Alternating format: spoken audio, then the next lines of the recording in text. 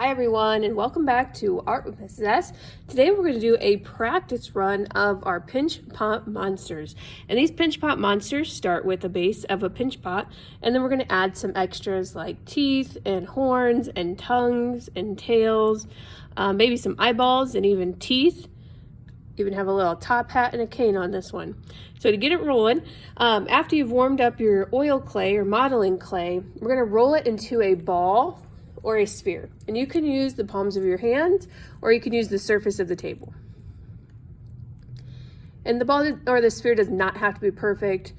And then when we get this pinch pot started, just like a normal pinch pot with earthenware clay, I'm going to take my thumb and I'm going to squash as best I can, because this is tough stuff, into the center of my clay.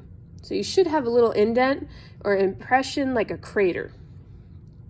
To start pinching or opening this up, because modeling clay and oil clay is a little tougher than earthenware clay, it's not as soft, you might have to use both hands. You might have to press with the palms against the bottom as you're pinching and turning.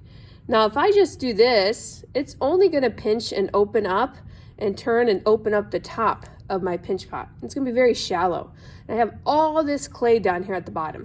So what I'm going to do, I'm going to use some pressure or some force, and I'm going to press down, not too far that my hand or my thumb goes to the other side. And now that gives me a little bit more to pinch and turn, pressing down, using the palm of my hand to press in and my thumbs to press out. And as you keep pressing and pinching and turning, this bowl or pot should open up to a good size. Look, I'm pressing the center, pressing those corners, and I'm turning, trying to make all the sides even, but I don't want them too thick or too thin in any spot. There we go.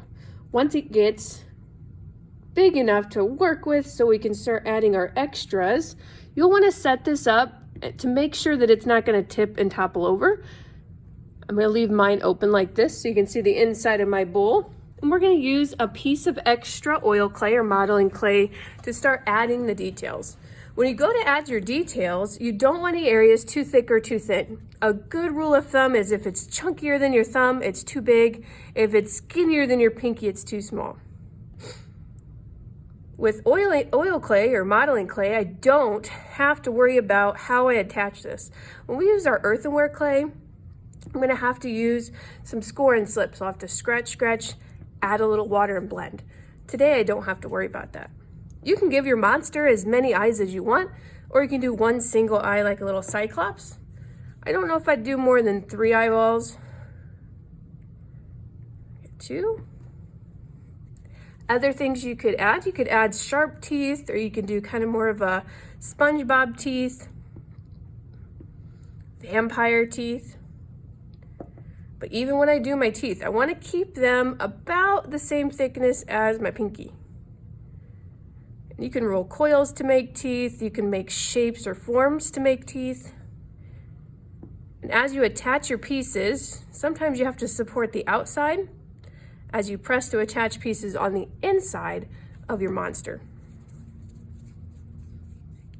I'll probably also give my monster a tongue. If you want to make a cookie monster, you could have a cookie in the inside of your mouth.